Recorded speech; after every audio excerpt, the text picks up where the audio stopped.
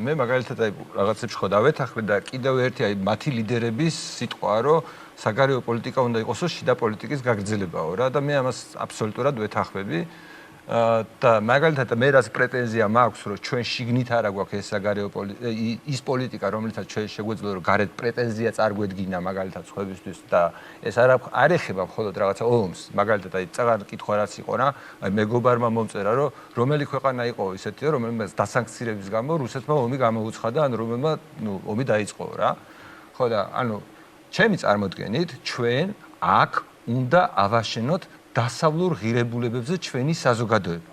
მხოლოდ ამის შემდეგ გვექნება მორალური უფლება, რომ პრეტენზია წავუყენოთ სხვებს. არა პერსონიფიცირებულად, რომ ვიღაცა ვიღაცის აგენტია, ვიღაცა უშიშროებაში მუშაობდა და ასე შემდეგ.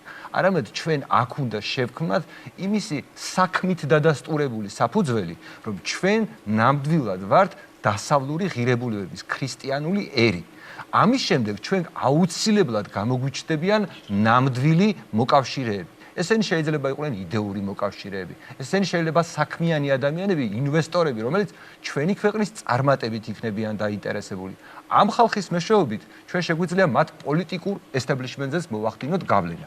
მაგრამ ვიდრე, აი თქვენ რაც მოყევით ამ პერიოდის განმავლობაში, აი თქვენ ხართ მტკიცებულება, აი რაც თქვენ თქვით უბრალოდ, რომ ჩვენ სხვადასხვა დროს, სხვადასხვა პრინციპებით ვმოქმედებდით საქართველოს მოსახლეობისგან ფარულად.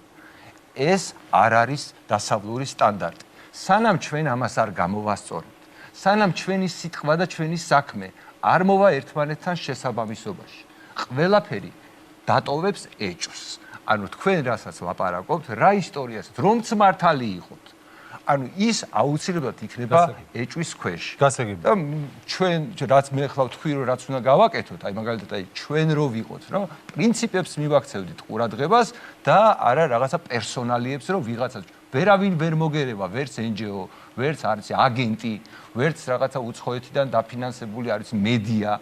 შენ თუ მართალი ხარ და სიტყვის თავისუფლება უზრუნველყოფა. მადლობა. დიდი მადლობა ბატონო.